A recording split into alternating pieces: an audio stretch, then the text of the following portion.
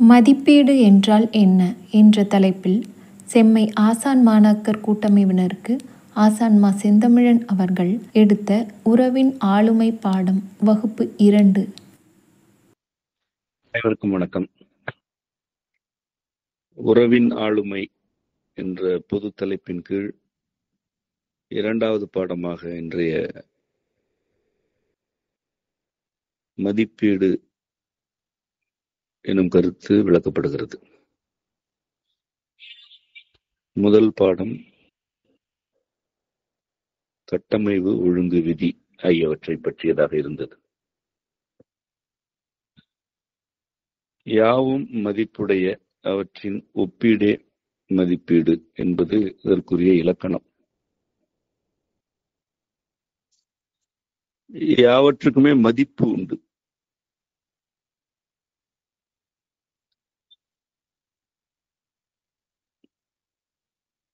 மதிப்புகளை ஒப்பிட்டால் அது மதிப்பீடு, ஒப்பிடவில்லை என்றால் அது தனி மதிப்பு. ஈடு என்ற சொல் ஒப்புமையிலிருந்து எழுவது. ஈடு செய்தல் என்றால் ஒன்றன் இழப்பை இன்னொன்றால் நிரப்புதல் அல்லது நிரப்ப முற்படுதல் என்றுதான் பொருளாகும். அவ்வாறுதான் காப்பீடு எனும் சொல் வளர்ச்சி அடைந்தது. உள்ளீடு என்றால் உள்ளே இருக்கும் ஒன்றுக்கு நிகராக அல்லது மாற்றாக புறத்திலிருந்து வேறொன்றை செலுத்துவது என்றாகும்.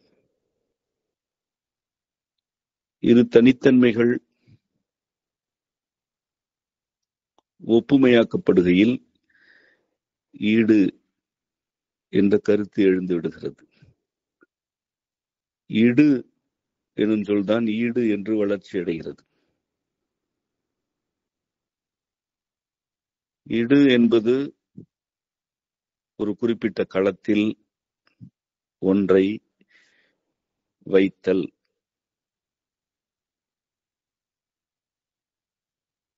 என்றுதான் பொருள் தரும். அது ஈடு என்று ஆகும்போது தனியே ஒரு இடத்தில் அல்லது களத்தில் ஒன்றை வைத்தல் என்பதற்கு பதிலாக ஒன்றுக்கு மாற்றாக நிகராக இன்னொன்றை வைத்தல் என்றாகிறது. ஒரு இடத்தில் ஒன்றை இடுதல் என்பது தனித்தன்மை. ஓரிடத்தில் ஒன்றை ஈடாக்குதல் என்பது ஒப்புத்தன்மை.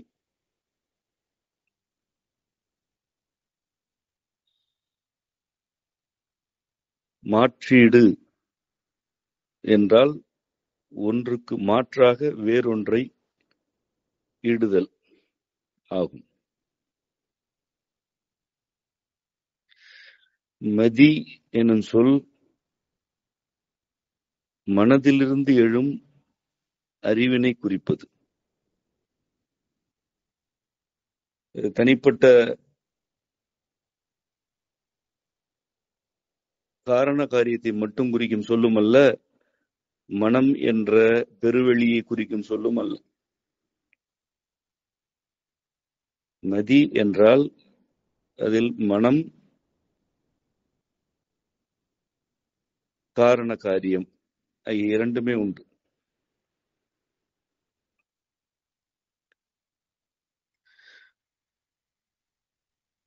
மதி எனும் சொல்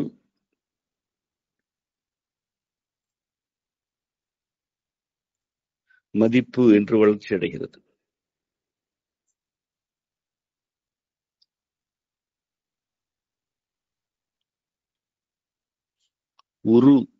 உறுப்பு ஆகிறது. அறுப்பு ஆகிறது. கருப்பு ஆகிறது. விருப்பு ஆகிறது. அவ்வாறுதான் மதிப்பு ஆகிறது. பகரமை பூ ஆகியன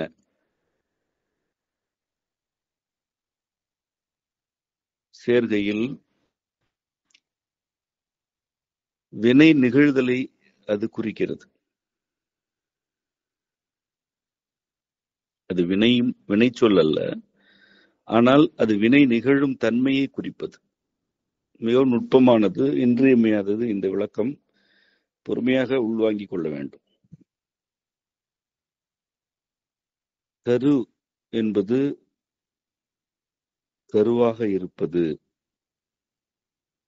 ஒரு குறிப்பிட்ட வடிவில் இல்லாதது, ஆனால் வடிவம் ஆகும் எல்லா தன்மைகளையும் தனக்குள் கொண்டிருக்கிறது என்ற கருத்து. கருத்து எனும் சொல் கூட கருவில் இருந்துதான் வளர்ச்சி அடைகிறது. அது கருப்பு என்றாகும் போது கருவின் வண்ணம் கருப்பு என்ற கருத்தினை முன்வைக்கிறது. இந்த கருப்பு என்பது ஒரு கருத்து மட்டுமல்ல, அது ஒரு வினை நிகழும் தன்மையையும் குறிக்கிறது. வெறுப்பு என்றாகிறது. வெறு என்பது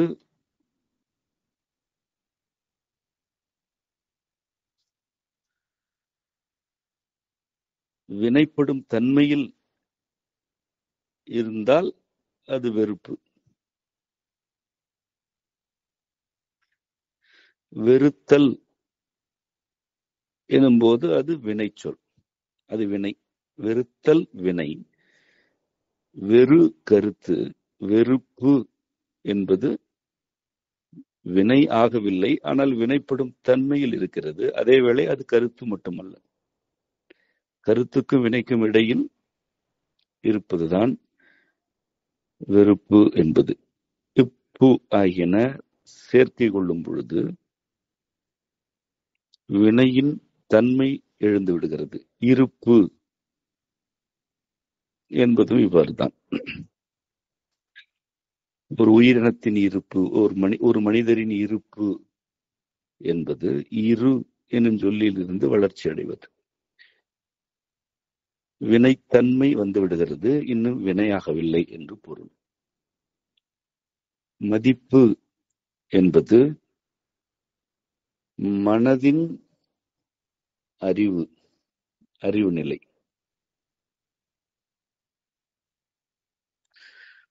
மனதிற்கு பொருந்தாத வெற்று காரண காரிய உணர்ச்சி இருப்பது மதி என்ற சொல்லுக்கு பொருத்தமற்றது. பொதுவாக நாம் அதனை பகுத்தறிவு என்கிறோம். 1 முதல் 5 வரையிலான அறிவு நிலைகள் இவ்வாறானவை. உணர்ச்சியின் வழியாக சூழலை அறிந்து கொள்ளுதல். மனதிற்கு, மன வளர்ச்சிக்கு, அல்லது மனதின் மன வளர்ச்சி என்று கூறக்கூடாது, மனம் ஏற்கனவே இருக்கிறது, அதனை அறிந்து கொள்வதற்கு வாய்ப்பற்ற நிலை 1 முதல் 5 வரையிலான அறிவு. இவையாவுமே உணர்ச்சியின் அடிப்படையில் இருந்து எழுவன. பகுத்தறிவு எனப்படுவது அடிப்படையில் உணர்ச்சியின் அடித்தளத்திலிருந்து எழுகிறது. உணர்ச்சி இல்லை என்றால் பகுத்தறிவே இருக்காது. தோல் மரத்து போகிறது, உணர்ச்சி இல்லை என்றால் உற்றறிவு இருக்காது. நாக்கு மரத்து போகிறது, அழுகி போகிறது என்றால் அந்த உணர்ச்சி இருக்காது. இவ்வாறு புலனறிவு உணர்ச்சியினால் எழுவது. அது மனதின் ஆழத்திலிருந்து எழுவது அல்ல. மதி எனப்படும் கருத்து மனதில் இருந்து எழுவது, ஆனால் அது ஓர் அறிவு. பகுத்தறிவுக்கு அடுத்த நிலையில் இருப்பது மதி. அதேவேளை மனதின் ஆழ்நிலையில் இருப்பது அது அல்ல. மனதின் ஆழ்நிலையில் இருப்பவை சிந்தை, உணர்வு ஆகியன.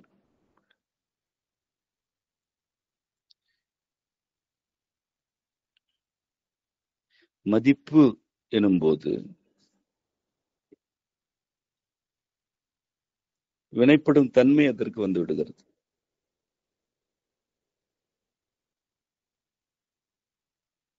யாவற்றுக்கும் மதிப்பு உண்டு என்பதுதான் இலக்கணம். யாவற்றுக்கும் மதி உண்டு என்பது இலக்கணம் அல்ல. யாவற்றுக்கும் மதிப்பு உண்டு என்றால் என்ன பொருள்? மாந்தர் ஒரு பொருளை நோக்குகையில் அந்த பொருளின் கருத்து எவ்வாறானது, தன்மை எவ்வாறானது என்று ஒரு மதிப்பினை புரிந்து கொள்ளுகிறார். இதுதான் உண்மையிலே மதிப்பு எனப்படுவது. அந்த மதிப்பு எதிலிருந்து எழுகிறது? அந்த பொருளின் வினைப்படும் தன்மையிலிருந்து எழுகிறது. இது இவ்வாறு வினையாற்றத்தக்கது என்பதுதான் அந்த பொருளுக்கு இடப்படும் மதிப்பு. யாவும் மதிப்புடைய என்பது இவ்வாறானது. மதிப்பில்லாதது என்று ஒன்று இல்லை. ஏனென்றால் யாவுமே வினையாற்றுகின்றன, வினைக்கு ஆட்படுகின்றன, வினையாற்றுகின்றன. ஒன்றன் வினையை எந்த அளவுக்கு புரிந்து கொள்கிறாரோ அந்த அளவு அதற்கு மதிப்பிடுகிறார். இதெல்லாம் உண்மையான கருத்துகள். நடைமுறையில் எவ்வாறு இருக்கின்றன என்பதையெல்லாம் ஓரமாக வைத்துவிட்டு இவற்றை புரிந்து கொள்ள வேண்டும். மதி, மதிப்பு ஆகிய சொற்களுக்கு இவைதான் விளக்கம். மதிப்பில்லாதது என்று ஒன்றுமே இல்லை. அம்மையப்பருடைய படைப்புகளில் மதிப்பற்றது என்று ஒன்று இருக்காது. நீ எந்த அளவுக்கு பிறவற்றின் மதிப்பை புரிந்து கொள்கிறாயோ அந்த அளவுக்கு இறைவனின் படைப்பைத்தான் புரிந்து கொள்கிறாய். ஆகவேதான் இலக்கணம் யாவற்றுக்கும் மதிப்புண்டு என்கிறது.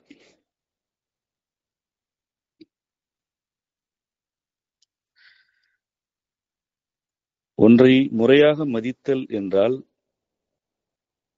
அதன் இயல்பான தன்மைகளை புரிந்து கொள்ளுதல் என்றுதான் பொருள். அப்புரிதலுக்கேற்ப அதனிடம்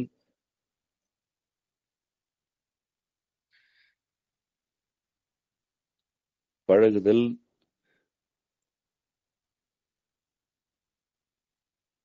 நடைமுறைகளில் ஈடுபடுதல் வேண்டும். அதுதான் மதிப்புடன் நடந்து கொள்வது. ஒன்று எந்த மதிப்பில் இருக்கிறதோ அதற்கேற்றவாறு அதனை பயன்படுத்துதல், அதனோடு செயல்படுதல், வினையாற்றுதல் ஆகியன இருக்க வேண்டும். ஒரு மனிதர் எவ்வாறு இருக்கிறார் என்பதனை புரிந்து கொண்டால் அவருடைய மதிப்பினை அறிந்து கொள்ளுதல் என்றாகும். அந்த மதிப்பிற்கேற்ப உறவாடுதல், பழகுதல் ஆகியன இருப்பது இயல்பு. இம்மதிப்பில் மிக இருக்கும், குறை இருக்கும், ஏற்ற இறக்கம் இருக்கும். ஆனால் மதிப்பில்லாத மனிதர் என்று ஒருவர் இல்லை. ஒரு மனிதரும் மதிப்பு கொண்டவரே. இது உயர்வினை குறிக்கும் சொல் அல்ல. ஆகவேதான் நான் மதி என்றால் என்ன என்று தெளிவாக விளக்கினேன். ஒரு பொருளும் மதிப்புடையது, ஒரு மனிதரும் மதிப்புடையவர். ஒரு மனிதரின் வினைத்தன்மை என்ன என்பதனை புரிந்து கொண்டால் அந்த மனிதர் மீதான மதிப்பு என்று அது ஆகும்.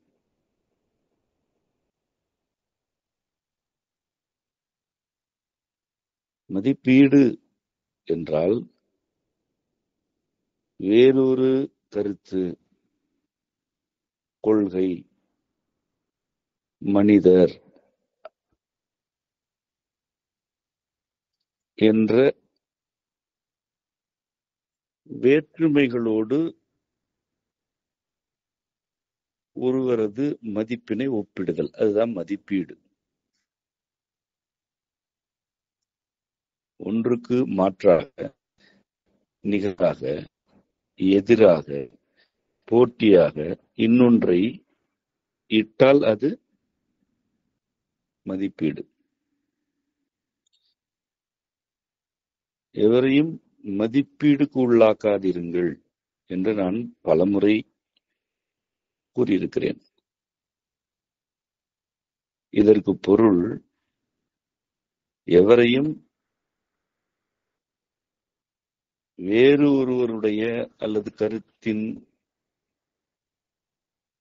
மதிப்புடன் ஒப்பிடாதிருங்கள் என்றுதான் ஆகும். எவரை பற்றியும் எவ்விதமான மதிப்பும் வேண்டாம் என்று அதற்கு பொருள் அல்ல.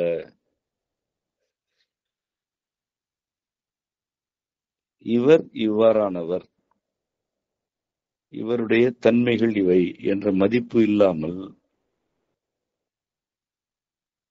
எந்த மனிதருடைய அறிவும் செயல்படாது. ஒருவரை நோக்கும் போதும் பழகும் உறவாடும் போதும் இவர் இவ்வாறானவர் என்ற மதிப்பு எழுந்து கொண்டுதான் இருக்கும். அது மதிப்பீடு அல்ல. இவர் இப்படி இருக்கிறார், அவர் அப்படி இருக்கிறார் என்பது மதிப்பீடு. அல்லது இவர் இவ்வாறு இருக்கிறார், இவர் அவ்வாறு இருந்தால் எப்படி இருக்கும் என்பது மதிப்பீடு. இவர் முன்பு அப்படி இருந்தார், இப்பொழுது இப்படி இருக்கிறார், நாளை எப்படி இருப்பாரோ என்பது மதிப்பீடு. ஒப்புமை எழுந்தால் மதிப்பீடு, தனித்தன்மையை நோக்கினால் மதிப்பு. மதிப்பீடு செய்யாதிருங்கள் என்று கூறுவதற்கான அடிப்படை, அது தனித்தன்மைகளை நோக்குவதிலிருந்து உங்களை வெளியேற்றுகிறது. அடுத்ததாக, மாற்றத்திற்கு எதிரானதாக மதிப்பீடு வளர்ச்சி அடைந்து விட்டது. ஒருவர் மீது மதிப்பீடு சுமத்தப்படுகிறது என்றால் அது ஒரு ஒப்பீட்டிலிருந்து எழுகிறது. அவர்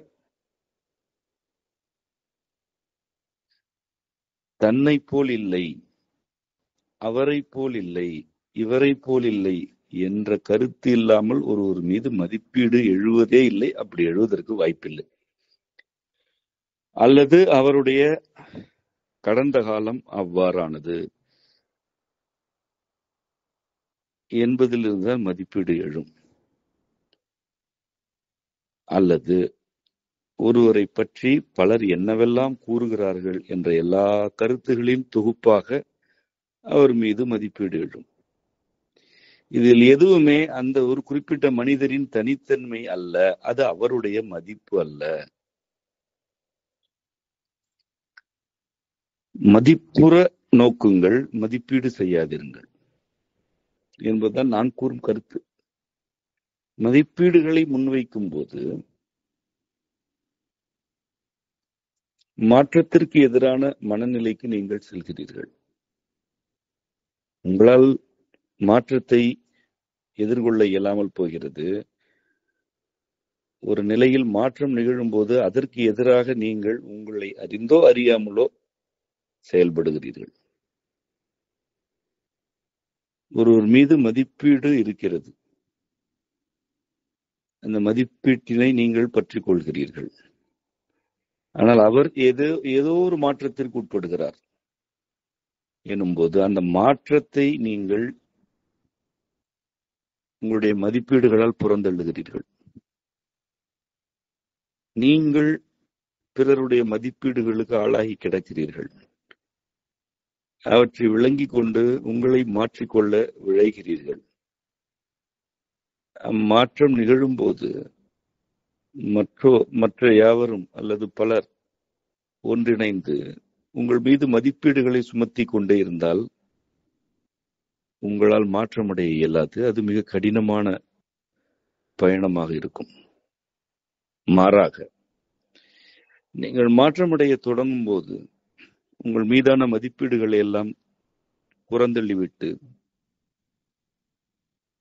உங்கள் விரலை பற்றி கொண்டு மாற்றத்தில் உங்களோடு உடன் வருவதற்கு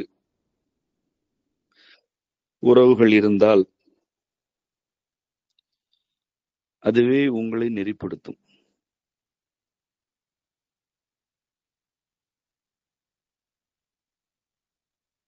பிறர் மாற்றமடைய விழையும் போதும் அவர்களுடைய விரல்களை நீங்கள் அப்படித்தான் பற்றி கொள்ள வேண்டும்.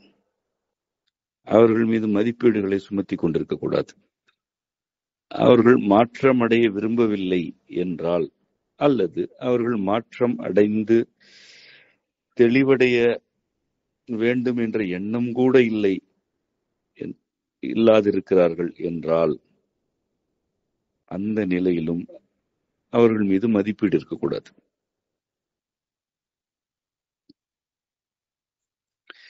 ஏனெனில் மதிப்பீடு எனப்படுவது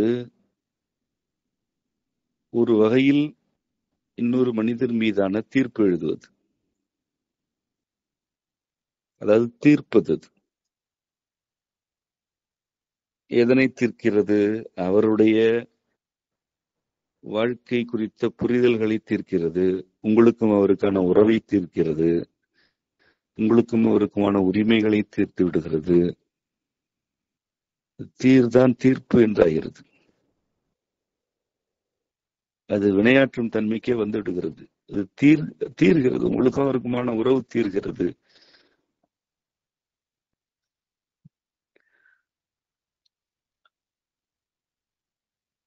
ஒருவர் மாற்றம் அடைகிறாரா அடையவில்லையா என்பது அவருடைய வாழ்க்கை போக்கில் அவர் பெற வேண்டிய அருள் அல்லது அவர் தனக்குத்தானே விதித்துக் கொள்ளும் தண்டனை.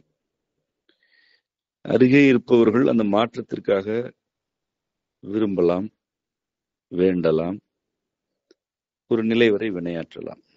அப்பொழுதும் கூட அவர்கள் மீது மதிப்பீடுகளை சுமத்தி கொண்டே இருந்தால்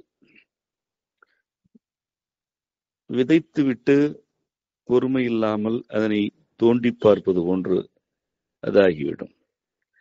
அல்லது விதைத்து சில நாட்களுக்கு பிறகும் அது முளைக்கவில்லை என்பதனால் ஆத்திரத்தில் அதன் மீது கற்குவியல்களை கொட்டிவிடுவது போல் ஆகிவிடும்.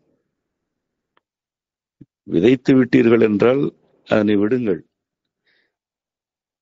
அது முளைக்க வேண்டுமா சிதைய வேண்டுமா என்பதனை இறைவன் பொறுப்பெடுத்துக் கொள்வான். இது முளைக்காத விதை, அல்லது இது முளைத்தாலும் காய்க்காது, ஒருவேளை காய்த்தாலும் இது தரும் காய்களும் கனிகளும் தரமற்றவை என்றெல்லாம் அமர்ந்து வாதாடி கொண்டிருப்பது உண்மையில் ஒருவர் தன் மீது தனக்கு இருக்கும் மதிப்பினை அவிழ்க்கிறார் என்றுதான் ஆகும். அதாவது அவர் தன்னைத்தானே அம்மனப்படுத்திக் கொள்கிறார் என்றுதான் ஆகும். ஏனெனில் பிற ஒன்று என எது படைக்கப்பட்டிருக்கிறதோ, உனக்கு வெளியே புறத்தே எது படைக்கப்பட்டிருக்கிறதோ அதனையும் உன்னை படைத்தவன் தான் படைத்தான். உனக்கு உரிய மதிப்பினையும் அவனே வழங்கினான், அதற்குரிய மதிப்பினையும் அவனே வழங்கியிருக்கிறான். அது மேம்பட வேண்டும் என்று நீ விரும்பலாம், வேண்டலாம், வினையாற்றலாம். ஆனால் அது மேம்படாது என்று கூறுவதற்கு உனக்கு உரிமை இல்லை. நீ அத்துமீறுகிறாய். நீ அத்துமீறுகிறாய் என்பதற்கு என்ன பொருள்? உன்னை நீயே மதிப்பிழக்க செய்கிறாய் என்று பொருள். ஏனெனில் இப்பொழுது நீ உன் தனித்தன்மையிலிருந்து வெளியேறி இன்னொன்றின் தனித்தன்மையினை சிதைக்க துடிக்கிறாய்.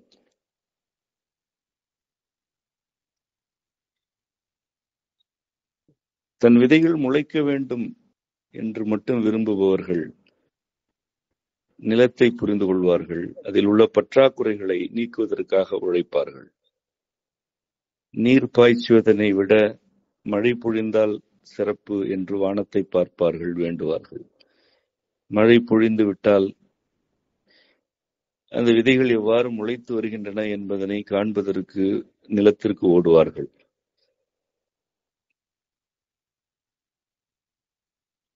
தன் விதைகள்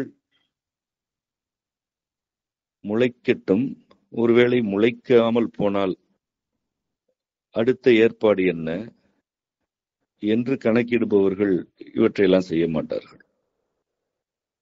அவர்கள் நிலத்தை புரிந்து கொள்ள மாட்டார்கள். மாறாக விதைகளை முளைக்கச் செய்வதற்கான வழிமுறைகளை நாடுவார்கள். அவர்களுக்கு மழை ஒரு பொருட்டல்ல. நிலத்திலிருந்து நீரை உறிஞ்சி பாய்ச்சினாலும் முளைக்கத்தானே செய்யும் என்பார்கள். இது மதிப்பீடு. நிலம் மதிக்கத்தக்கது, மழை மதிக்கத்தக்கது, விதைகள் மதிக்கத்தக்கன என்று ஒவ்வொன்றின் தனித்தன்மைகளையும் புரிந்து கொண்டு இந்த தனித்தன்மைகளை ஒரு கூட்டமைவு ஆக்கி முளைகளை பார்த்து மகிழ்ச்சி அடைபவர் எவரோ அவரே உண்மையான இறைவனின் குழந்தை. மாறாக ஒவ்வொன்றின் மீதும் ஒரு மதிப்பீடு இருக்கிறது. இந்த மதிப்பீட்டை அதனால் சரி செய்து விடலாம், இதனால் நீக்கி விடலாம், இதனை கொண்டு அதனை குறைக்கலாம் அல்லது கூட்டலாம் என்று கணக்கிடுபவர்கள் உண்மையில் இறைவனின் உறவிலிருந்து விலகுகிறார்கள். ஆகவேதான் மதிப்பீடுகள் கொடுமையானவை, வன்மம் நிறைந்தவை என்று நான் தொடர்ந்து கூறிக்கொண்டிருக்கிறேன். ஒரு மனிதர் நீங்கள் எதிர்பார்க்கும்படி இல்லை என்பதற்காக அவர் குற்றவாளி ஆகிவிட மாட்டார். உங்களுடைய கணக்குகளுக்கு அப்பாற்பட்டு இருப்பவர்கள் எப்பொழுதுமே பிழை செய்து கொண்டிருப்பவர்கள் அல்லர். உங்களுடைய எதிர்பார்ப்புகளுக்கு மாறாக இருப்பவர்கள் தவறான நடத்தை கொண்டவர்கள் அல்லர். உங்களுடைய கருத்துகளுக்கு மாறாக நடந்து கொள்பவர்கள் முறைகேடானவர்கள் அல்லர். முதலில் இதனை புரிந்து கொள்ள வேண்டும். உங்களுடைய மதிப்பீடுகள் ஒப்புமையில் இருந்து எழுகின்றன. ஒருவரை வேறொருவரோடு ஒப்பிடுகிறீர்கள், அல்லது ஒருவரின் குணத்தை இன்னொரு குணத்தோடு ஒப்பிடுகிறீர்கள். அந்த இன்னொரு குணம் எனப்படுவது என்ன? அது உங்களுக்கு பிடித்தது, அல்லது அதன் மீது உங்களுக்கு பாசம் இருக்கிறது. அது உங்களுக்கு பிடித்தது, அதன் மீது பாசம் இருக்கிறது என்றால் அது உங்களுக்கானது. அதனை நீ இன்னொருவரோடு ஒப்பிடுவது அத்துமீறுவது. உன் எல்லைக்கு புறத்தே இருக்கும் இன்னொன்றுக்குள் நுழைந்து கேள்விகளை எழுப்புகிறாய் அல்லது கண்காணிக்கிறாய். ஆகவே நீ மதிப்பிடுகிறாய், தீர்ப்பிடுகிறாய்.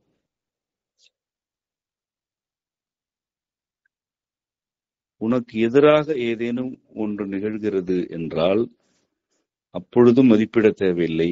அப்பொழுது முறையாக நீ மதிப்பிட வேண்டும், மதிப்பீடு செய்ய தேவையில்லை. முறையாக நீ அதனை மதிப்பிட வேண்டும். இது ஏன் எனக்கு எதிரானது, இது ஏன் இவ்வாறு நடந்து கொள்கிறது என்று நீ மதிப்பிட வேண்டும். அவ்வாறு நீ மதிப்பிட தவறியதனால் தான் அது உனக்கு எதிராக திரும்புகிறது. மனிதர்கள் மதிப்பீடு செய்ய தொடங்கிய பின்னர் மதிப்பிடுதலில் இருந்துதான் விலகினார்கள். இது என்ன என்று இவர்களுக்கு தெரியாது. மாறாக இது அதுபோல் இருக்கிறது, ஆகவே எனக்கு பிடிக்கும் என்கிறார்கள். இது அதுபோல் இல்லை, ஆகவே பிடிக்காது என்கிறார்கள். நான் மீண்டும் மீண்டும் கூறுகிறேன், இது என்ன என்பதனை இதனை நோக்கி நீ விளங்கிக் கொள்ள வேண்டும். இது அது அல்ல, இது அதுபோல் இல்லை, இது அதுபோல் இருக்க வேண்டிய தேவை இல்லை. இது என்னவோ அதனை புரிந்து கொள், அது என்னவோ அதனை புரிந்து கொள். இது மதிப்பிடுதல், அதாவது அதன் மதிப்பினை இடுதல். இதற்கு இது மதிப்பு என்று நீ இடுகிறாய், அது உன் கருத்து. அதற்கு இன்னொருவர் இன்னொரு மதிப்பு இடுவார், அது அவர் கருத்து.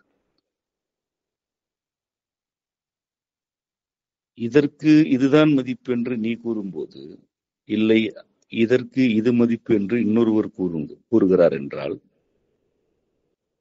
இந்த இரண்டையும் எப்படியாவது சேர்த்து விட வேண்டும், அல்லது இந்த இரண்டையும் ஒன்று சேர்த்து விட வேண்டும் என துடிக்கும் ஒவ்வொருவரும் மதிப்பீடு செய்கிறார்கள். இந்த கருத்திலிருந்து சிறிதளவு, அந்த கருத்திலிருந்து சிறிதளவு எடுத்துக்கொண்டு அவர் அப்படிப்பட்டவர் என்று ஒரு கதை எழுதப்படுகிறது. இந்த கதையை நீ நம்புகிறாய், இந்த கதையைத்தான் நீ நம்புவதற்கு துடிக்கிறாய். விளைவாக நீ எவர் மீதெல்லாம் மதிப்பீடு செய்கிறாயோ அவர் உனக்கு எதிரியாகிறார், அல்லது நட்பு போல பாசாங்கு செய்து கொண்டு உன்னை கவிழ்க்க நினைக்கிறார். இந்த இரண்டு தான் நிகழும். இதிலிருந்து எவருமே தப்ப இயலாது. மதிப்பீடு செய்யும் ஒவ்வொருவரும் ஏமாற்றுகிறார்கள், விளைவாக ஏமாற்றப்படுகிறார்கள். இது ஒரு சுழல்.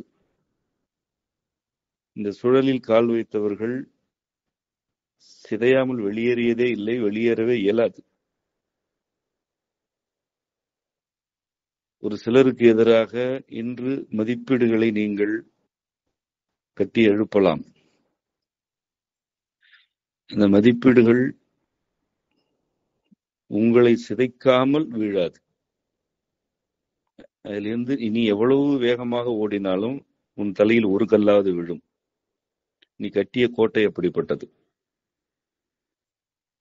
இதுதான் மனிதர்கள் என்று பூசல் மிக்க சூழலில் வாழ்வதற்கான அடிப்படையான காரணம். ஒவ்வொருவருக்குமே பிறர் மீது மதிப்பீடுகள் தான் இருக்கின்றன, மதிப்பெல்லாம் இல்லை. நான் இன்னும் ஒரு வகையில் வருந்தி கூட கூறுவேன், பலமுறை கூறியதுண்டு, யாருக்கும் யாருடைய மதிப்பும் தெரியவில்லை என்று கூறுவேன்.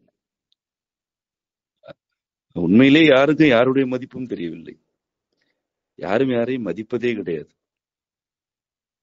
ஒன்று மரியாதை கொடுப்பதாக கருதி கொண்டு பாசாங்கு செய்கிறார்கள், அல்லது மரியாதை கொடுக்க வேண்டும் என்று துடிக்கிறார்கள். அது பெரும்பகுதி பாசாங்கு, ஒரு பகுதி மரியாதை. அதெல்லாம் அவரவருக்கே தெரியும். அந்த மரியாதை ஒரு பாசாங்கு என்று நான் ஏன் கூறுகிறேன் என்றால், மரியாதை என்பது ஒரு மதிப்பளித்தல், மதிப்பினை உயர்த்தி அளித்தல் என்பதுதான் மரியாதை.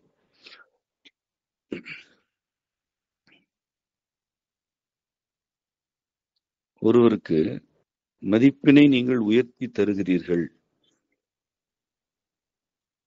என்பதுதான் உண்மை என்றால் அதற்கு என்ன பொருள்?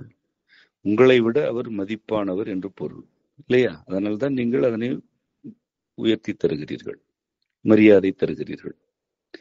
உங்களை விட உயர்வானவர் என்று உண்மையிலேயே நீங்கள் ஒப்புக்கொள்கிறீர்கள் என்றால், அவ்வாறான மனிதருக்கு மாற்றாக, எதிராக ஏதேனும் உங்களிடமிருந்து கருத்து வருமா? வராது.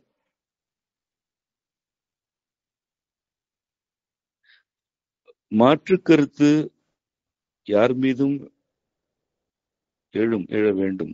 ஆனால் அந்த மாற்று கருத்து அவரவரிடம் முன்வைக்கப்பட வேண்டும்.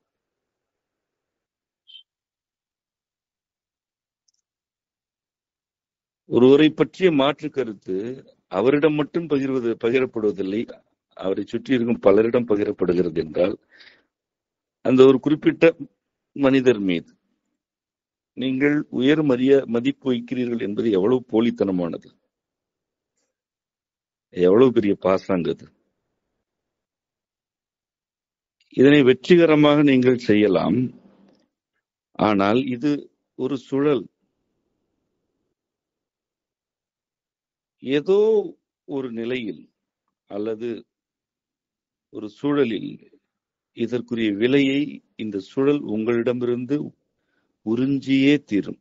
அதை நீங்கள் கொடுத்துத்தான் ஆக வேண்டும். கொடுக்காமல் அதிலிருந்து வெளியேற முடியாது. நீங்கள் எவ்வளவு பாதுகாப்பான கரங்களுக்குள்ளே இருந்தாலும், எவ்வளவு பாதுகாப்பான கோட்டைக்குள் பதுங்கி கிடந்தாலும், உங்கள் மனம் உங்களை வதைத்து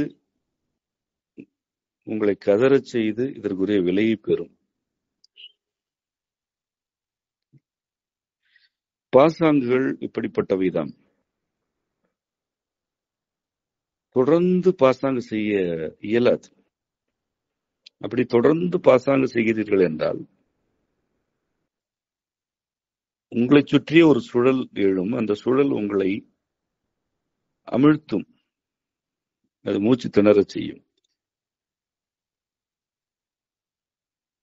ஒருவர் மீது மிகை மதிப்பு இருக்கிறது என்ற மதிப்பீடே இப்படிப்பட்டது. குறை மதிப்பு என்ற மதிப்பீடு இதனினும் கொடுமையானது. சரி, ஒருவர் மீது உங்களுக்கு குறைவான மதிப்பீடு இருக்கிறது, அதுதான் உங்கள் கருத்து என்றால் அவ்வாறானவர்களிடமிருந்து விலகித்தானே இருக்க வேண்டும்.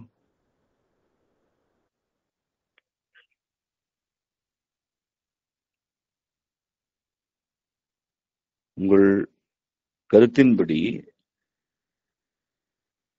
அவர்கள் அல்லது அந்த ஒருவர் அல்லது ஒரு சிலர் குறைவாக மதிக்கத்தக்கவர்கள் என்றால் உங்களுக்கு என்ன நெருக்க வேண்டி இருக்கிறது அவர்களிடம்? உங்களுக்கு நிகரான அல்லது பொருத்தமான மதிக்கத்தக்கவர்களோடு சேர்ந்து இருக்க வேண்டியதானே? அதுதானே நேர்மை. அது உண்மை அல்ல, குறைந்த அளவுக்கு அது நேர்மை.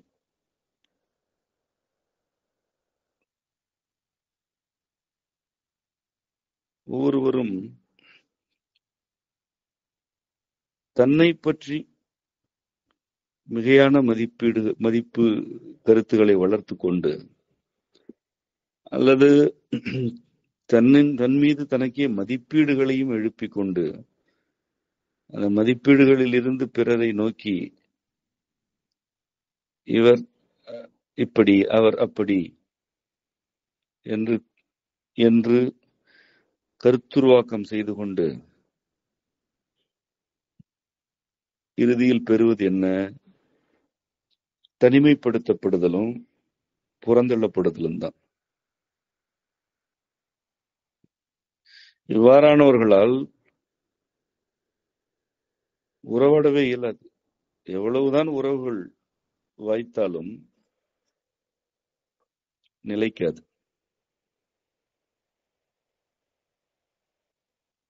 தானே தனை உண்ணல் நாணாமை அஃது காதல் கைகொளினும் நழுவிச் சிதையும் என்று காதல் கொள்கை பாடத்தில் ஒரு மறைமொழியை விளக்கினேன்.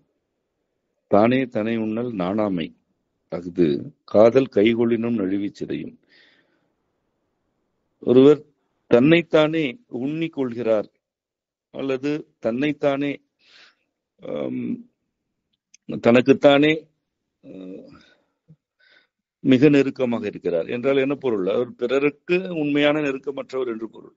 அவருக்கு தான் தனக்கு நெருக்கம். இவ்வாறு தன்னைத்தானே உண்ணிக் கொண்டிருப்பவர்கள் தன்னோக்குவாதிகள் என்று எளிமைப்படுத்தி கூறலாம். எப்பொழுதுமே தன்னுடைய நலன் அல்லது தன்னுடைய சிக்கல்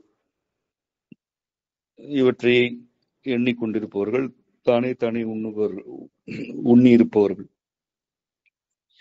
இவ்வாறு தன்னைத்தானே உண்ணி இருப்பவர்கள்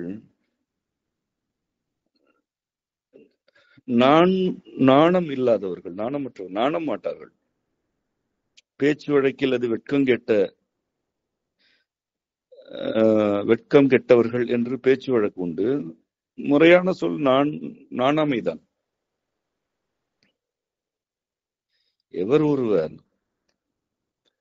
தன்னைத்தானே உண்ணி கிடக்கிறார்களோ அவருக்கு நாணமே இருக்காது. ஏனென்றால் தன்னை பெருமைப்படுத்திக் கொள்ளவும் தன்னுடைய கீழ்மைகள் வெளிப்படாமல் இருப்பதற்காகவும் அவர்கள் செய்யும் எல்லாமே நாணங்கெட்ட செயல்களாக இருக்கும். தன் பெருமை தலைப்படவும் தன் கீழ்மை மறைப்படவும் அவர்கள் செய்பவை நாணங்கெட்டவையாக இருக்கும். தன் பெருமை தலைப்படுதல், தன் கீழ்மை மறைப்படுதல். தன்னுடைய பெருமை தலைப்பட வேண்டும், தன்னுடைய கீழ்மை மறைக்கப்பட வேண்டும். இந்த இரண்டு தான் இருக்கும். யாரிடம்? தானே தன்னை உண்ணி இருப்பவர்களிடம். இவ்வாறானவர்களுக்கு நாணமே இருக்காது. இவர்களுக்கு காதல் கைகொள்ளினும் நழுவி சிதையும். காதலே இவர்கள் கையை பிடித்தாலும் இந்த நாணம் இருக்கிறது அல்லவா, அதனால் காதல் நழுவி சிதைந்து போகும். இவர்களால் காதலிக்கவே இயலாது. இயல்பாகவே இவர்களுக்கு காதல் இருக்காது. காதல் என்பது காப்பும் ஈர்ப்பும். அதற்கு ஏற்கனவே இலக்கணம் கூறியிருக்கிறோம். காதல் கொள்கையில் காப்பும் ஈர்ப்பும் காதல் எனப்படும். ஒருவர் மீது காதல் இருக்கிறது என்றால் அவரை காக்க வேண்டும் என்ற விருப்பம் இருக்க வேண்டும். உண்மையிலேயே அவர் மீது உங்களுக்கு ஈர்ப்பு இருக்க வேண்டும். ஈர்ப்பு இருந்தால் அவரை காப்பீர்கள். இந்த இரண்டும் இல்லை, ஏதோ ஒன்று பிடித்திருக்கிறது என்றால் அது காதல் அல்ல. காப்பும் ஈர்ப்பும் காதல் எனப்படும். ஒருவர் மீது காதல் இருக்கிறது என்றால் அவருடைய கண்ணியத்துக்கு எதிராக இன்னொரு மனிதரிடம் ஒரு சொல் உங்களிடமிருந்து வருமா? அல்லது அவருடைய காப்பிற்கு எதிராக ஒரு செயல் உங்களிடமிருந்து வருமா? வருகிறது என்றால் அது காதல் இல்லை. அது காதல் என்று நம்புவதன் வழியாகவும் அல்லது பிறரை நம்ப வைப்பதன் வழியாகவும் ஏதோ உங்களுக்கு கிடைத்துக் கொண்டிருக்கிறது அல்லது கிடைக்கும் என்று நம்புகிறீர்கள். இவ்வளவுதான். அது காதல் இல்லை. இந்த நாணாமை பலரிடம் இருக்கிறது. மதிப்பீடு செய்வதற்கு வெட்கம், நாணப்பட வேண்டும். ஒருவரை மதிப்பீட்டிற்குள் அடைப்பதற்கு நாணப்பட வேண்டும். தானே தன்னை உண்ணி இருப்பவர்களிடம் மதிப்பீடு செய்வார்கள்.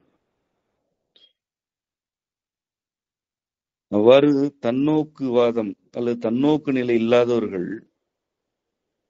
பிறரை மதிப்பீடு செய்ய மாட்டார்கள். இந்த மதிப்பீடு ஏன் சிக்கலானது என்றால் அது இன்னொருவருடைய மாற்றத்திற்கு எதிராக இருக்கிறது. ஒரு மாற்றமடைய வேண்டும் என்றால் அவர் மதிப்பீடு என்ற வலைக்குள் அடைக்கப்படக்கூடாது. ஒரு குழந்தை ஒரு பொருளை களவாடுகிறது.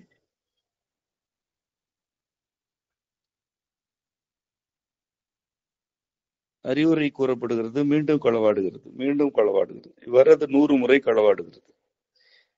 இப்பொழுதும் அந்த குழந்தை ஒரு திருட்டு குழந்தை என்ற மதிப்பீட்டிற்குள் அடைக்கப்படக்கூடாது. இப்படி யார் கூறுவார்கள்? அந்த குழந்தை மாற வேண்டும் என்று விரும்புபவர்கள் தான் கூறுவார்கள்.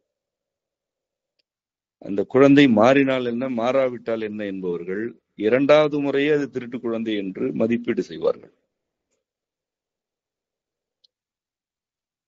இறைவனுடைய படைப்பில் நீங்கள் அனைவருமே குழந்தைகள் தான். உங்களுக்கு என்ன வயது இருந்தால் என்ன, அல்லது உங்களுக்கு என்ன பெரிய கல்வி இருந்தால் என்ன, செல்வம் இருந்தால் என்ன, எல்லோருமே குழந்தைகள் தான். ஒருவேளை நீங்கள் உங்களை விவரமானவர், அறிவுடையவர் என்று கருதி கொண்டிருந்தால் இறைவனுக்கு முன் அது பிழையான மதிப்பு. அது ஒரு மதிப்பீடு, அவ்வளவுதான். மற்றவரை விட உங்களுக்கு விவரம் அதிகம், மற்றவரை விட உங்களுக்கு கல்வி அறிவு அதிகம், மற்றவரை விட செல்வம் மிகுதி. இதெல்லாமே மதிப்பீடு. இந்த மதிப்பீட்டினை உங்கள் தலையில் நீங்கள் சுமத்தி கொண்டிருந்தால் நீங்கள் இறைவனின் குழந்தை அல்ல. இதனைத்தான் தொடக்கத்திலே கூறினேன். மதிப்பீடுகளுக்கு அலைபவர்கள், மதிப்பீடுகளை சுமத்தி கொண்டிருப்பவர்கள் இறைவனின் உறவிலிருந்து தான் விலகுகிறார்கள். ஏனென்றால் இறைவன் யாரையும் மதிப்பீடு செய்வதில்லை. அவன் ஒவ்வொரு பொருளுக்கும் மதிப்பு வழங்கியிருக்கிறான். ஒரு துரும்புக்கு, தூசுக்கு மதிப்பு வழங்கியிருக்கிறான். உனக்கும் மதிப்பு வழங்கியிருக்கிறான். நீ அதனை மதிப்பீடு என்று சிதைப்பாய் எனில் அவனுடைய அரவணைப்பிலிருந்து வெளியேறுகிறாய். இவ்வாறு வெளியேறி நீ என்ன பெறப்போகிறாய் என்பதனை உனக்கு காலம் காட்டும். ஒவ்வொருவருக்கும் அதனை காலம் காட்டும். மதிப்பீடுகள் எனப்படுபவை இணக்க வாழ்க்கைக்கு எதிரானவை. உங்களால் இணக்கமாக யாரோடும் வாழ இயலாது. இன்று உங்களோடு 4 பேர் இருக்கிறார்கள் என்றால் அந்த 4 பேர் மீது உங்களுக்கு மதிப்பீடு இருக்கும். அந்த மதிப்பீடு நேர்மறையானது, அதனால் இருக்கிறார்கள். எதிர்மறையான மதிப்பீடுகள் கொண்ட 4 பேரோடு உங்களால் இருக்க இயலாது. ஒரு நிலையில் இந்த 4 பேரில் 2 பேர் மீது எதிர்மறை மதிப்பீடு எழும், அவர்கள் உங்களை விட்டு விலகுவார்கள். இப்படியே நீங்கள் வாழ்க்கை முழுவதும் நேர்மறையான மதிப்பீடுகள் கொண்டவர்களை தேடிக்கொண்டே இருப்பீர்கள். இறுதி வரை உறவு அமையாது.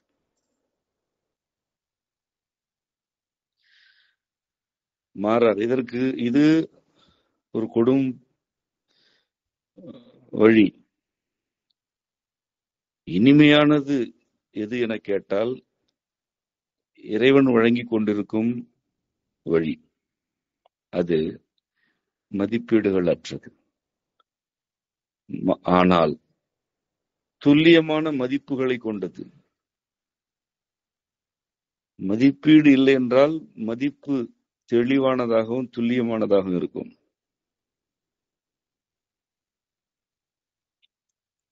எதிரே மலர்ந்திருப்பது மல்லிகை போன்றது, ஆனால் இது மல்லிகை அளவிற்கு அழகாக இல்லை, அதனை விட குறைவாக மனம் கொண்டது என்பது மதிப்பீடு. எதிரே ஒரு மலர் இருக்கிறது, இது எவ்வளவு அழகாக இருக்கிறது, இதன் மனம் எத்தன்மையில் இருக்கிறது என்று புரிந்து கொள்வது, அதன் மதிப்பு என்ன என்பதனை உள்வாங்குவது. இதுதான் வழி. இது மல்லிகை போல் இல்லை என்று கருத தொடங்கும் பொழுதே அது தன்னுடைய இயல்புகளை மறைத்துக் கொள்ளும். அல்லது அது வெளிக்காட்டினாலும் உன் கண்ணுக்கு தெரியாது. இது மல்லிகை போல் இல்லை என்றுதான் இறுதி வரை அரற்றிக் கொண்டிருப்பாய். அது என்ன என்பது உனக்கு விளங்காது. உன் அருகே இருப்பவர்கள் உன் மதிப்பீடுகளுக்கு ஏற்ப தங்களை ஒப்பனை செய்து கொண்டால் அவர்கள் உனக்கு எதிராக எவ்வளவு எண்ணினாலும் அவற்றை உன்னால் விளங்கிக் கொள்ளவே இயலாது. ஏனென்றால் நீ ஒப்பனைகளில் மயங்கி கிடப்பாய். அந்த ஒப்பனை எனப்படுவது சொற்களாக இருக்கும், செயல்களாக இருக்கும், தோற்றமாகவும் இருக்கலாம். நீ எந்த மதிப்பீடுகளை எதிர்பார்க்கிறாயோ அந்த மதிப்பீடுகள் உனக்கு காட்டப்படும், நீ அவர்களுக்கு தேவை என்றால்.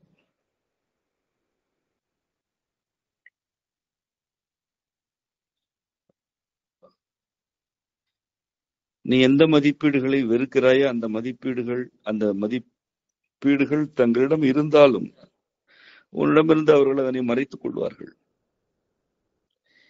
இறுதியாக ஒரு நிலையில் நீ கடுமையாக ஏமாற்றப்படுவாய். அப்பொழுது உன்னை சுற்றிலும் ஒப்பனை முகங்கள் தான் இருக்கும். அவை செயற்கையாக ஒப்பாரி வைக்கும். உன் விரல் நுனியை பற்றாது. இப்படித்தான் மனிதர்கள் கைவிடப்படுகிறார்கள். இப்படித்தான் மனிதர்கள் நல்லிணக்க வாழ்க்கைக்கு எதிராக சிதைந்து போகிறார்கள். உடனிருக்கும் மனிதர் எந்த தன்மையில் இருக்கிறார் என்று புரிந்து கொள்ள வேண்டும். உடன்பாடு இருந்தால் ஏற்க வேண்டும், இல்லை என்றால் மறுத்து விட வேண்டும். அவ்வளவுதான். அதில் தெளிவு இருக்க வேண்டும். மாறாக இவர் அவர் போல் இல்லை, இது அதுபோல் இல்லை, அது இதுபோல் இல்லை என்று மதிப்பிடத் தொடங்கினால், மதிப்பீடு செய்ய தொடங்கினால், அதற்கு என்ன முடிவு இருக்கிறது? அதற்கு என்ன எல்லை இருக்கிறது? எந்த சொல் உன்னிடம் புன்னகையை வரவழைக்குமோ அந்த சொல்லை சொல்லிவிடுவார்கள். அவ்வளவுதான். அது அவர்களுடைய சொல் அல்ல, உனக்கு பிடித்த சொல் அது. எந்த சொல் உன்னை அழச் செய்யுமோ அந்த சொல்லை வெளிப்படுத்தி உன்னை அழவும் வைப்பார்கள். இவ்வாறு உன்னை அவர்கள் எளிதாக தூண்ட இயலும். நீ எச்சரிக்கை அடைகிறாய் என்றால் உடனடியாக ஒப்பனைகள் வழியாக உனக்கு ஏற்ற வகையில் அவர்கள் சில மதிப்பீடுகளை உருவாக்கி கொண்டு நெருங்கி விடுவார்கள்.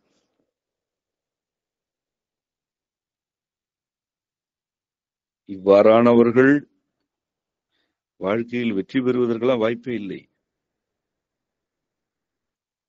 இவ்வாறானவர்களை பற்றி கிடப்பவர்களும் வெற்றி பெற இயலாது. அது வெற்றி தோல்வி என்ற இருமைகளே வேண்டாம் என்பதுதான் நம் கருத்து. ஆனால் அந்த வெற்றி கூட கிடைக்காது.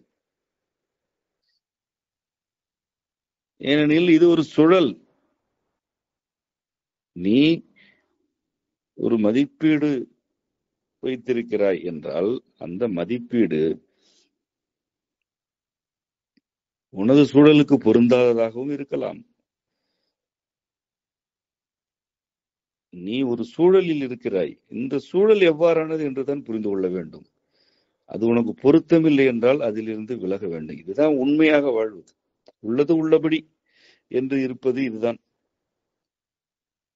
இதற்கு மாறாக ஒவ்வொருவர் மீதும் ஒரு கருத்தை வைத்துக் கொண்டு ஒவ்வொருவர் மீதும் ஒரு மதிப்பீடு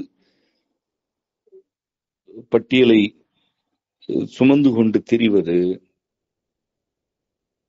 இறை நிந்தனை.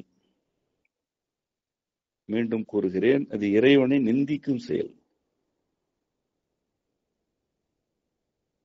ஒருவர் எவ்வாறு படைக்கப்பட்டிருக்கிறாரோ அவ்வாறு இருப்பார். அவர் மாற்றமடைய வேண்டும் என்று நீ விரும்பினால், அவர் கடித்து குதறினாலும் அவருக்கு பக்கத்தில் நீ இருந்து அவரை மேம்படுத்த வேண்டும். இல்லை, அதற்கு நான் ஆக மாட்டேன், இவரை மாற்ற இயலாது, அல்லது இவர் மாற வேண்டும் என்று விரும்புகிறேன், ஆயினும் என்னால் நெருங்க இயலாது என கருதினால் அவர் மீது மதிப்பீடு சுமத்தாமல் நீ நகர்ந்திருக்க வேண்டும். ஒருவரை மதிப்பீடுகளுக்குள் ஆழ்த்தி கொண்டே இருப்பாய் என்றால் அவருடைய மாற்றத்திற்கு எதிராக நீ இருக்கிறாய் என்றுதான் அதற்கு பொருள். அது இறைவனுக்கு நீ செய்யும் நிந்தனை. இறைவன் மாற்றமே இயல்பாக கொண்டிருக்கிறான். அவன் ஒருவரையும் மாற்றுவான்.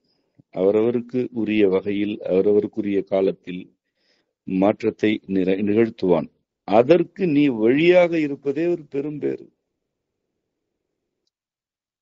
இறைவன் நிகழ்த்தும் மாற்றத்திற்கு நீ வழியாக இருந்தாலே அது பெரும் பேறு. நீ அவனோடு இருக்கிறாய், அவனோடு உறவாடுகிறாய். ஆனால் ஒரு சிலர் மீது நீ சில மதிப்பீடுகளை வைத்து விடுகிறாய். அவர்கள் மாறவே மாட்டார்கள் என்று பிடிவாதமாக இருக்கிறாய். அந்த பிடிவாதம் கூட ஒரு பிழை இல்லை. எது பிழை, எது குற்றம் என்றால், அவர்கள் மாற்றத்தை நோக்கி ஒரு அங்குலம் எடுத்து வைக்கும் பொழுது மீண்டும் அந்த பாதங்களின் மீது சில கற்களை வீசுகிறாய். ஏனெனில் உனக்கு இப்பொழுது இருமாப்பு எழுந்து விடுகிறது. விளைவை சிதைக்கலாம் என்ற எண்ணம் இருமாப்பு. அந்த நகர்வு வேண்டாம். இவர்கள் மாறக்கூடாது என்பதற்காகவே நீ சில கற்களை வீசி விடுகிறாய். உன் மதிப்பீடு பொய்யாகிவிடும் என்ற பதற்றம் உனக்கு வருகிறது.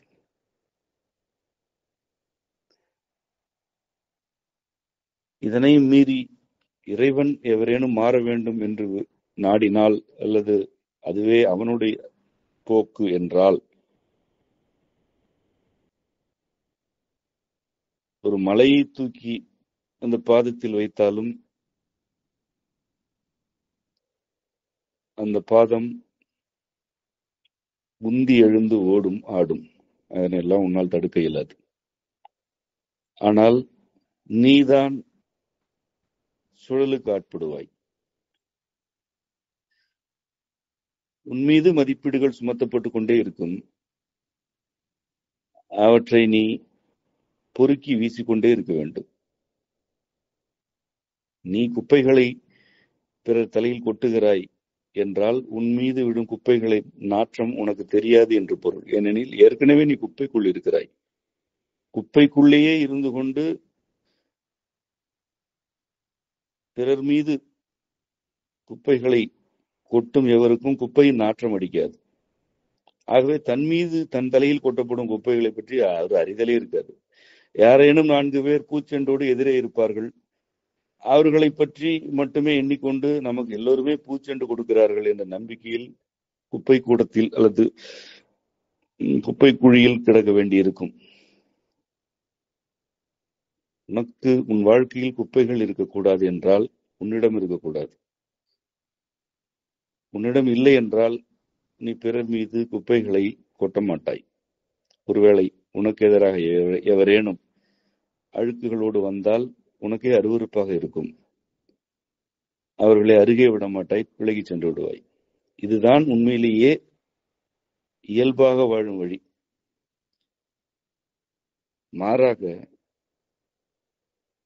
மற்ற பலர் மீது பலவிதமான மதிப்பீடுகளை சுமத்தி கொண்டே இருப்பது, இவர்கள் நல்லவர்கள், அவர்கள் கெட்டவர்கள், இவர்கள் இப்படி, இவர்கள் அப்படி என்றெல்லாம் மதிப்பீடுகளைத்தான் நீ முன்வைத்துக் கொண்டே இருக்கப் போகிறாய் என்றால் இது பல மடங்கு பெருக்கத்தோடு உன்னை பற்றியும் நிகழ்ந்து கொண்டிருக்கிறது என்பதனை உன்னால் அறிந்து கொள்ளவே இயலாது. ஏனெனில் உனக்கு எதிரே பூச்செண்டுகள் மட்டும் காட்டப்படும். அவை எல்லாமே மதிப்பீடுகள். ஏதோ ஒரு வலிமை உன்னிடம் இருப்பதனால் பூச்செண்டுகள் காட்டப்படுகின்றன. அந்த வலிமை ஒரு நாள் உன்னிடமிருந்து விலகும், விடைபெறும். அப்பொழுது அந்த பூச்செண்டுகளையும் எடுத்துக்கொண்டு எவருமே வரமாட்டார்கள். நேரடியாக குப்பை தொட்டியோடு வந்து உன் எதிரே நிற்பார்கள். வலிமை நிலையற்றது. நான் ஏற்கனவே தாய்மைய சக்தி நிலை என்று ஒரு உரையாற்றியிருக்கிறேன். வலிமை, வலிமையற்றது, இந்த இரண்டும் சக்தியின் உள்ளே அடக்கம். சக்தியுடன் இருக்க வேண்டும், வலிமையோடு இருக்கக்கூடாது. வலிமை நிலையற்றது. நீ வலிமையில் இருப்பதனால் உனக்கு புகழ்ச்சியுரைகள் கிடைக்கின்றன. அல்லது உன் எதிரே இன்முகத்தோடு 4 பேர் இருக்கிறார்கள். ஒரு நாள் உன் வலிமை குறையும். ஒரு நாள் நீ நாணப்பட வேண்டி வரும் அல்லது வெட்கப்பட வேண்டி வரும். இப்பொழுது வலிமையுடன் இருப்பதனால் வெட்கமில்லாமல் எதனையாவது செய்தாலும் அதனை எவரும் சுட்டிக்காட்டுவதில்லை. இந்த வலிமை குன்றும் போது நீ நாணப்பட வேண்டியிருக்கும். அதிலிருந்து மீண்டு வருவதற்கு உனக்கு பெரும்பாடாகும், பெருங்காலமாகும். இந்த சுழலில் இருந்து நீ வெளியேற வேண்டும் என்பதுதான் விருப்பம். அதுதான் என்னுடைய விருப்பம். ஒவ்வொருவரும் இந்த சுழலில் இருந்து வெளியேற வேண்டும். ஏனெனில் நான் புரிந்து கொண்டவரை மிக மிக பெரும்பான்மையானோர் மதிப்பீடுகளுடன் தான் அலைகிறார்கள். நான் மதிப்பிடுவேன், மிக தெளிவாகவும் துல்லியமாகவும் மதிப்பிடுவேன். நான் மதிப்பீடு செய்ய மாட்டேன். இவரை போல் அவர் இல்லை என்ற கருத்து எனக்கு யார் மீதும் எழாது. இவர் எப்படி என்று எனக்கு தெரியும், அவர் எப்படி என்று எனக்கு தெரியும். ஆகவே இந்த மதிப்பீடு சுற்றி சுழன்று கொண்டிருக்கிறது என்பது எனக்கு ஐயந்திரிபுர விளங்குகிறது. மதிப்பீடுகளுக்குள் நுழைந்தால் சில நொடிகள் அல்லது சில நிமிடங்களுக்கு மேல் நிலை இருக்கவே இயலவில்லை. அது முடைநாற்றம் எடுக்கிறது. ஆனால் பலர் குடியிருப்பதே அங்குதான் என்பதனை நினைக்கும் போதே அவர்களுக்காக வருத்தம்தான் மேலிடுகிறது. மதிப்பிட வேண்டும், மதிப்பீடு செய்யக்கூடாது. ஒவ்வொருவரை பற்றியும் மதிப்பு தெரிய வேண்டும். அப்பொழுதுதான் உடன் இருப்பவர்கள், எதிரே இருப்பவர்கள், தொலைவில் இருப்பவர்கள் யாவரின் தனித்தன்மைகள் விளங்கும். அவர்களுடைய குறைகள் என்ன என்று விளங்கிக் கொள்ள இயலும். அவர்களுடைய மிகைத்தன்மைகள் யாவை என்று விளங்கும்.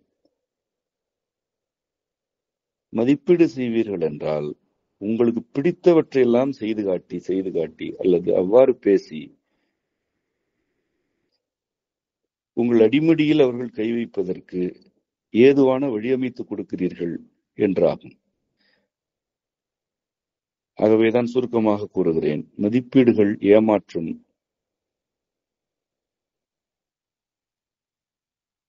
மதிப்பீடுகள் ஏமாற்றப்படும். ஏமாற்றுதல் ஏமாற்றப்படுதலை தவிர மதிப்பீடுகளுக்கு செய்வதற்கு எதுவுமே இல்லை. இந்த இரண்டையும் இடையறாமல் செய்யும். இந்த இரண்டும் இடையறாமல் இருப்பதனால்தான் இது ஒரு சுழல் என்கிறேன். இன்று நீ ஏமாற்றுகிறாய், நாளை ஏமாறுவாய். இன்று நீ பலரை சேர்த்துக் கொள்கிறாய், நாளை நீ பலரிடமிருந்து விலக்கப்படுவாய். மீண்டும் மதிப்பீடுகளால் பலரை சேர்த்துக் கொள்வாய், மீண்டும் விலக்கப்படுவாய். இந்த சூழலிலிருந்து வெளியேற வேண்டும் என்றால் இறைவன் ஒவ்வொருவருக்கும் மதிப்பு வழங்கியிருக்கிறான் என்பதனை ஒப்புக்கொள்.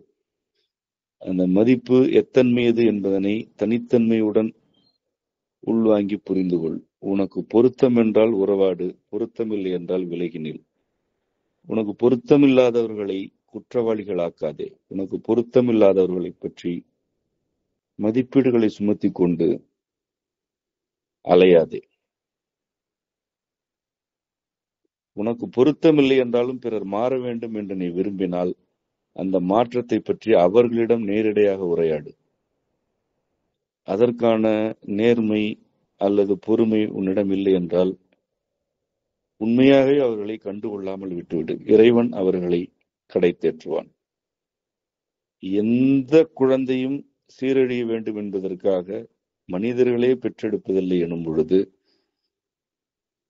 இறைவன் எந்த குழந்தையும் தரிகெட்டு போவதற்காக படைக்கவில்லை. உன்னால் மாற்ற இயலவில்லை என்றால் நீ ஒதுங்கிக்கொள். எவரேனும் ஒருவர் வந்து மாற்றுவார்கள். ஒருவேளை மாற்றத்திற்கே உட்படவில்லை என்றாலும் அது அந்த குழந்தையின் போக்கு. அப்படி தரிகெட்டு போகும் உரிமையும் அதற்கு உண்டு. அது தரிகெட்டே போகட்டும். உன் மதிப்பீடுகள் அதனை விட இழிவானவை, கொடுமையானவை, வன்மையானவை. ஆகவே எவரையும் மதிப்பிடுங்கள், எவர் மீதும் மதிப்பீடுகளை சுமத்தாதிருங்கள். எல்லாவற்றையும் மதிப்பிட்டு புரிந்து கொள்ளுங்கள். எதனையும் மதிப்பீடுகளின் வழியாக ஏற்பதும் மறுப்பதும் செய்யாதிருங்கள். இத்துடன் இன்றைய பாடம் நிறைவடைந்தது. உங்கள் அனைவருக்கும் அம்மையப்பர் நிறைவதாக. நன்றி.